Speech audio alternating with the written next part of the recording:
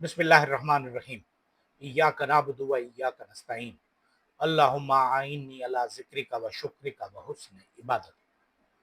अस्सलाम वालेकुम। मैं हूं मोहम्मद तस्लीम लंगा और आप देख रहे हैं हमारा यूट्यूब चैनल। आज हम गुफ्तगू का आगाज करेंगे यकीनन इमरान खान से। इमरान खान पाकिस्तान में हर रोज, हर खबर, हर रोज, हर दिन इमरान खान के बगैर नामुकम्मल है। जैसा कि इमरान खान ने अपनी केपीके की हुकूमत को कहा था, वजीर आला से कहा था कि आप पहले तो उन्होंने कहा कि मेरी इजाज़त के बगैर बजट पास नहीं होना चाहिए, मुझे पहले बताया जाए उसके मेन फीचर्स क्या हैं। बाद में उन्हें पैगाम दिया गया कि जी मंजूर नहीं होना चाहिए, लेकिन गुज़िश्ता रोज़ वो खामोशी से मंजूर करा दिया गया। अब सूरत हाल ऐसी है कि इस वक्त पीटीआई में एक अजीब कशमकश है। लोग जो है वजीर आला केपीके अली अमीन गंडापुर को उसका जिम्मेदार ठहरा रहे हैं, टाउट कह रहे हैं। यानी इस वक्त अगर देखा जाए केपीके में जो सबसे ज्यादा अवाम और कारकुनों की नजर में मातूब शख्स है वो अली अमीन गंडापुर है। और अली अमीन गंडापुर ही वो शख्स है जिसके मुतालिक एक बड़ा मशहूर नाम है कि U2 ब्रूटस। तो अली अमीन गंडापुर ब्रूटस है पाकिस्तान तहरीक इंसाफ। इमरान खान इस वक्त एक आसाब की जंग लड़ रहे हैं, और आसाब की जंग भी ऐसी जिसमें उन्हें देखना यह है कि वो हम किस तरह इस्टेब्लिशमेंट का मुकाबला करें और किस तरह हम चीजें देखें कि क्या है और क्या नहीं है। यानी हर वो बात जिसे ये कहा जा सकता है कि कौन सा काम करना है, कौन सा नहीं करना। इस वक्त इमरान खान चूंकि 2 साल तकरीबन होने को आए पाबंद सलासल हैं, और कोशिश की गई बड़े तरीके से, पूरी बेरहमी के साथ, तरीके से तो नहीं कह सकते इसे हम कह सकते हैं बेरहमी के साथ कोशिश की गई कि पाकिस्तान तहरीक इंसाफ को किसी तरीके से तोड़ दिया जाए। लेकिन पाकिस्तान तहरीक इंसाफ इस तरह नहीं हुआ कि पाकिस्तान तहरीक इंसाफ टूट जाए, उसके हिस्से बखरे कर दिए जाए, क्योंकि पाकिस्तान तहरीक इंसाफ इस तरह टुकड़ों में तकसीम होने वाली पार्टी नहीं है। पाकिस्तान तहरीक इंसाफ को अगर हम देखें कि एक तरफ एस्टेब्लिशमेंट है पूरी कुव्वत के साथ, ब्रूटल ताकत के साथ वो तहरीक इंसाफ को टारगेट किए हुए, बार बार टारगेट किए हुए। और हमारे जो इस वक्त करता धरता हैं वो समझते हैं कि उनके पास जो जिंदगी है वो ताहयात, ताकयामत वो जिंदा रहेंगे और ताकयामत इसी ताकत के साथ मौजूद रहेंगे। हवाले वो कुरान मजीद के भी देते हैं, आयतें भी पढ़ते हैं, लेकिन वो ये नहीं समझते कि हर जी रूह को मौत का मजा चखना है। वो ये नहीं समझते कि हर उरूज को, जो इंतहाई उरूज भी हो जाता है, उसके बाद ज़वाल होता है। हर बुलंदी को पस्ती का सामना करना पड़ता है। और वो ये नहीं समझते कि ये इज्जत और जिल्लत जो है वो किसी इंसान के इख्तियार में नहीं है, बल्कि ये सिर्फ और सिर्फ रब्बुल आलमीन के हाथ में है। अब क्या किया जा सकता है? इमरान खान कैद में हैं, उनकी पार्टी को तोड़ने के लिए कई तरीके आजमाए गए और आजमाए जा रहे हैं, और अब सारा फोकस इस बात पे है कि इमरान खान किसी भी तरीके से बाहर ना निकल सके। मतलब कि वो वहां से बाहर, जेल से बाहर ना आए, जैसे उनकी जमानतों की दरखास्त 9 मई के हवाले से मुस्तरद की गई लाहौर हाई कोर्ट में। अब ये समझ में नहीं आता कि सारी दुनिया को तो समझ में आ रहा है कि कौन लोग हैं ये सब कुछ करने वाले, और उन्हें तमाम चीजों का पता भी है कि एक तरफ ये जो जमानतें हैं जब ये कैंसल हुई, मनसूख हुई, वो तमाम उस वक्त मनसूख हुई जब इमरान खान जेल में थे, और उन तमाम की जमानतों की मनसूखी का रीजन या वजह एक ही थी कि इमरान खान पेशी के रोज अदालत में पेश नहीं हुए, क्योंकि जाहिर है फिर कंफर्म होती है। अब जब आप कोई आदमी कैद है, जेल में है, तो उसे उस कोर्ट तक पहुंचाना, उसे अदालत तक पहुंचाना, पेश करना जेल की जिम्मेदारी है। लेकिन यहां तो जेल कोई नहीं है, यहां तो जेल सिर्फ और सिर्फ एक बकौल इमरान खान के एक फौजी कर्नल हैं जिनका हुक्म भी चलता है और सिक्का भी।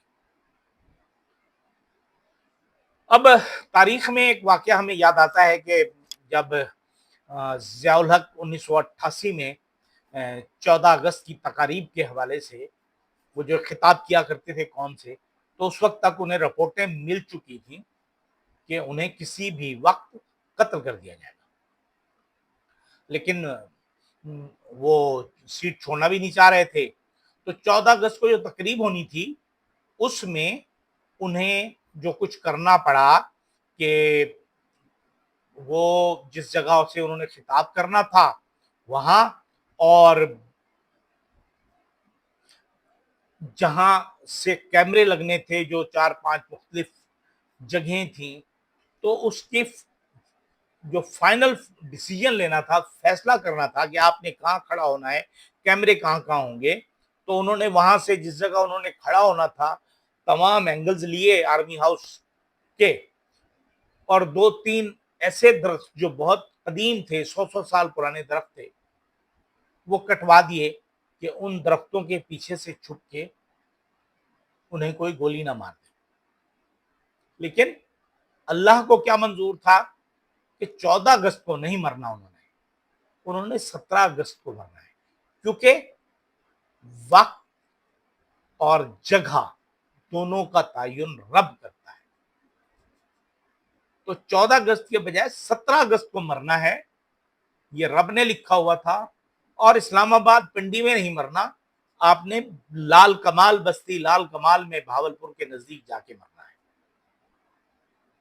तो ये रब के फैसले होते हैं, ये सोचने की चीजें हैं। बहरहाल इस वक्त जमानतें जो थी वो कैंसिल हो गई। दोनों जज साहिबान ने लाहौर हाई कोर्ट के बाजवा साहब और रिजवी साहब, इन दोनों ने उसे मुस्तरद कर दिया है, और उस वजह भी कोई नहीं बताई क्योंकि अभी तो सिर्फ मुख्तसर फैसला आया है। जबकि दूसरी तरफ अगर हम देखें कि जब केपी की हुकूमत का बजट पास हुआ है तो उसके बाद जो तनकीद की तोपों का रुख है वो अली अमीन गंडापुर की तरफ होगी। और गुज़िश्ता रोज जो इमरान खान की तरफ से एक पैगाम मिला कि जी आप ये करें कि अब आप सुप्रीम कोर्ट जाएं, उनको जाना चाहिए, तो आज वो अली अमीन गंडापुर साहब सुप्रीम कोर्ट पहुंच गए। सुप्रीम कोर्ट पहुंचकर उन्होंने वहां जाकर चीफ जस्टिस तो मौजूद ही नहीं थे, तो रूम नंबर 1 जो था, कोर्ट रूम नंबर 1, वहां पहुंचे जस्टिस मंसूर अली शाह साहब के पास, और जाकर उनसे दरखास्त की कि आप इसकी ये मदद करें हमारी, और ये करें और वो करें। तो उन्होंने फरमाया कि ये तो रजिस्ट्रार के पास जाएं आप, या फिर चीफ जस्टिस के पास जाएं, क्योंकि हमारे इख्तियार में नहीं है। या तो फिर डॉज देने की कोशिश की गई इमरान खान और उनके साथी।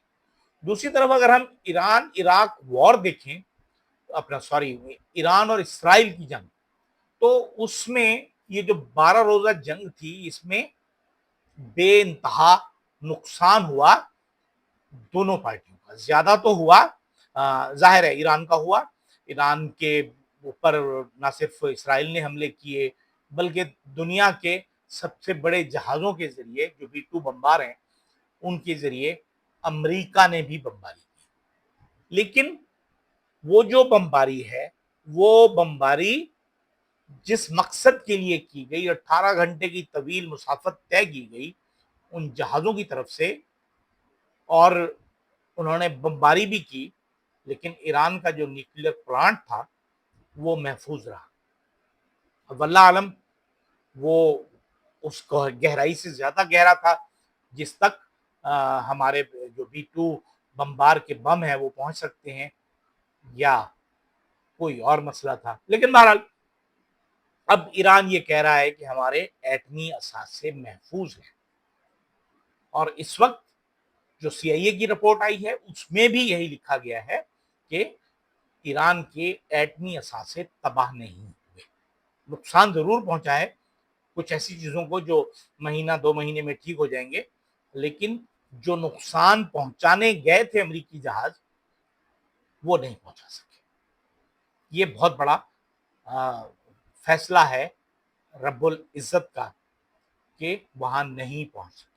اس وقت اگر ہم دیکھیں کہ اس رپورٹ کے بعد اور جو امریکن میڈیا ہے وہ اس آپریشن کو تنقید کا نشانہ بنا رہا ہے، اور اس پر ڈونلڈ ٹرمپ جو ہیں وہ فرسٹریشن کا شکار ہوئے ہیں اور اس وقت باقاعدہ گالیاں دے رہے ہیں، اور انہوں نے نہ صرف یہ کہا کہ جی اسرائیل کے وزیر اعظم نتن یاہو کو انہوں نے بہت کھری کھری سنائی، گالیاں دی، اور پہلے تو ویسی رپورٹیں چھپی تھی، لیکن اب گزشتہ رات کو انہوں نے ایک میڈیا سے بات کرتے ہوئے بھی ان کو گالیاں دی، اور یہ کہا کہ جب جنگ بندی میں کرا چکا تھا تو دوبارہ جہاز کیوں بھیجے، فوراً اپنے پائلٹس واپس بلاؤ۔ ساتھ ہی ساتھ جو ڈونلڈ ٹرمپ صاحب ہیں انہوں نے یہ بتایا کہ اسرائیل کو جو نقصان ہوا ہے وہ آخری 2 دنوں میں وہ بہت شدید ہوا ہے۔ اس کی وجہ کیا ہو سکتی ہے؟ اس کے پاس تو آئرن ڈوم تھی، آئرن ڈوم جو تھی وہ تو روک دیتی تھی میزائلوں کو، لیکن اس کی ایک اسٹریٹجی آ گئی میزائلز کو روکنے کے لیے، جو آئرن ڈوم ٹیکنالوجی ہے اس کو کس طرح آپ زیادہ سے زیادہ یوٹیلائز کر کے 2 دن بعد 3 دن بعد اپنے حملوں کو بہت زیادہ مؤثر بنا سکتے ہیں، اور یہ وہ کام تھا جو اسرائیل پر ہوا، اور بقول امریکی صدر ڈونلڈ ٹرمپ کے کہ جنگ کے آخری دنوں میں ایران نے اسرائیل کو بہت مار لگائی، یعنی انہوں نے کہا ہے کہ FBI کے ساتھ مل کر انٹیلیجنس لیک کی تحقیقات کر رہے ہیں ہم، ایک تو اس کی کہ جی ہم نے نقصان نہیں پہنچایا، اور دوسرا انہوں نے کہا امریکی فوج کی شاندار کامیابیاں ہیں ہماری۔ امریکی فوج کی شاندار کامیابیاں تو بہت ہیں، وہ تو ان کی کامیابیاں جو ہیں عراق میں بھی ہیں، کوریا میں بھی ہیں، ویتنام میں بھی ہیں، افغانستان میں تو خیر ہیں ہی ہیں۔ آج کل پرسوں کی بات لگ رہی ہے کہ انہیں تباہی کا مظاہرہ کیا، انہوں نے افغانستان کو تباہ کر دیا، تورا بورا میں جا کے انہوں نے پتہ نہیں کیا کر دیا، ہم یہ کر دیں گے، ہم وہ کر دیں گے، ہم یہاں کر دیں گے، ہم یوں کر دیں گے۔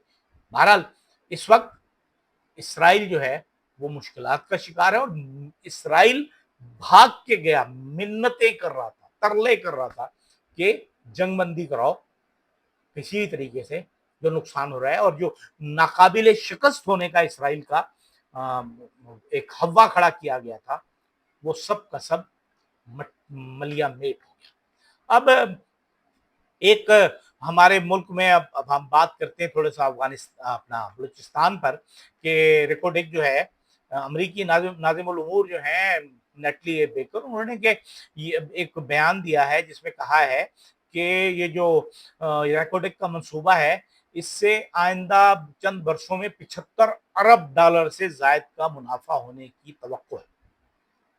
مطلب یہ کہ اب ہم نے لگتا یہ ہے اس بیان سے کہ $75 ارب کا اگر وہ ہوگا منافع ہوگا تو اس میں پاکستان کو کتنا ملے گا، بلوچستان کو کتنا ملے گا، بلوچوں کو کتنا ملے گا۔ اس وقت جو صورتحال ہے وہ بہت ہی خطرناک ہے، خصوصاً بلوچستان میں، اور ہمارے جو صاحب الرائے لوگ ہیں، صاحب اختیار لوگ ہیں، صاحب اختیار ادارے ہیں، وہ اس معاملے پہ قطعاً سوچنے کو تیار نہیں ہے کہ ہم بلوچستان کے معاملے کو آرام سے حل کریں۔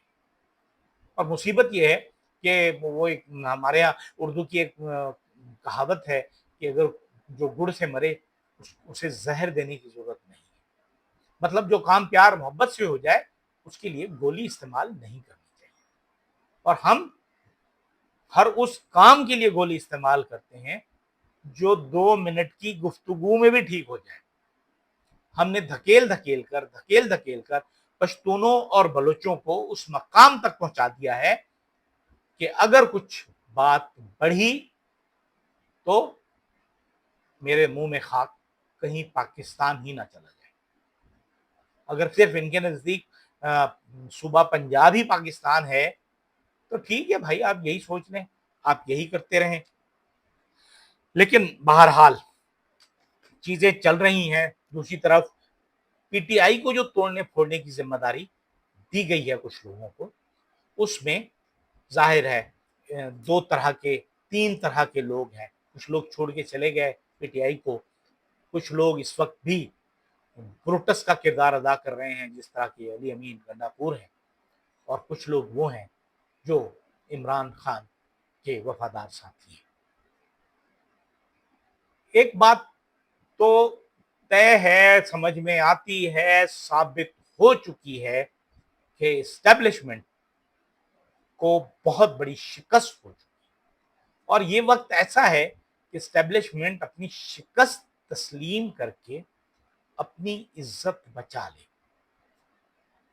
کیونکہ 8 فروری 2024 کو جو کچھ ہوا اس کے بعد تو تباہی ہو گئی.